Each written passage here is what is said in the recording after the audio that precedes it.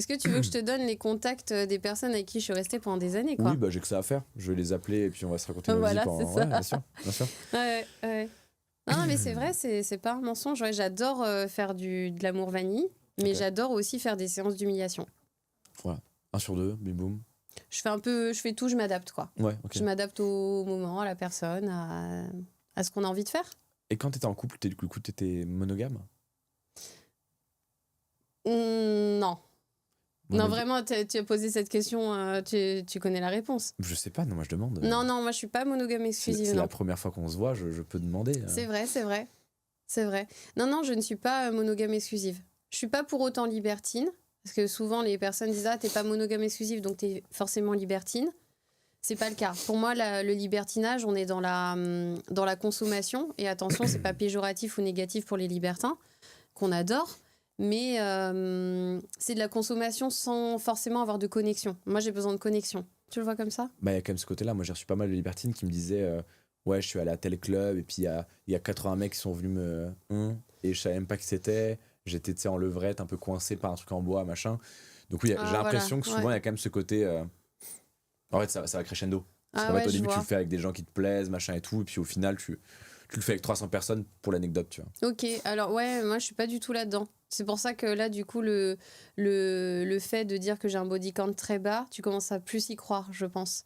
Parce que je suis allée qu'une seule fois dans un club libertin. J'ai pas eu une bonne expérience, franchement. Tu veux raconter? Ouais, j'ai déjà rencontré plusieurs fois, mais honnêtement, c'était... Mais pas Chéréville.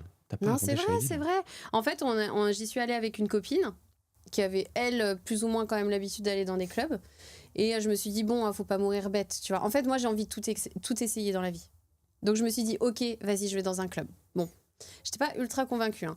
On est arrivé, apparemment, c'était pas la bonne soirée. On était 3 nanas pour 30 mecs. Il y avait plus de 30 mecs. On était 3 meufs. C'était 3 femmes. Ouais. Oui, ça annonce la couleur. Ah là là, c'était une soirée nue, on était tous tout nus, tu vois, on n'avait même pas de, tu vois, pas de vêtements. Alors moi qui adore la lingerie, en plus j'étais là super déçue, faut être vraiment nu. Donc t'es assise comme ça, tu vois, sur le fauteuil du bar, à poil, avec les autres gens, salut, enfin c'est... Franchement, c'est spécial de boire un verre et que genre sur une banquette, il y a 10 personnes tout nues, quoi. Ouais, moi j'étais ultra mal à l'aise. Comprends, oui. Et c'était ultra oppressant parce que les mecs, ils attendaient, tu vois. Toi, en tant que femme, c'était ultra oppressant. Je suis censé faire un format dans des clubs libertins, là. Non, mais après, là, je donne une mauvaise expérience. C'est-à-dire que la plupart des libertins m'ont dit, mais c'est pas du tout comme ça que ça se passe. Bien sûr, on m'a parlé des chandelles à Paris ou de l'Apso, dans le sud. Et c'est des établissements qui ont une superbe réputation. Ah non, mais bien sûr. Mais oui, en fait, si tu tombes dans un... Je sais pas, tu vas un club libertin à Périgueux, tu vois, à Perpignan. Je sais pas, peut-être que c'est pas le même... J'ai pas eu une très bonne expérience et en fait je me suis fait un petit peu dès que je bougeais en fait les mecs me suivaient, il y avait des couloirs, les mecs commençaient à me toucher. Les gars, non, il y a pas de vous me touchez pas, il se passera rien. Moi j'ai annoncé la couleur, j'ai dit il ne se passera rien avec personne ce soir, personne ne me touche, quoi. Ouais, alors que de bas en plus les clubs libertins c'est très respect du consentement, machin. Là c'est pas trop ce que tu décris. Non mais c'est pour ça on m'a dit vraiment t'es tombé sur une soirée glauque.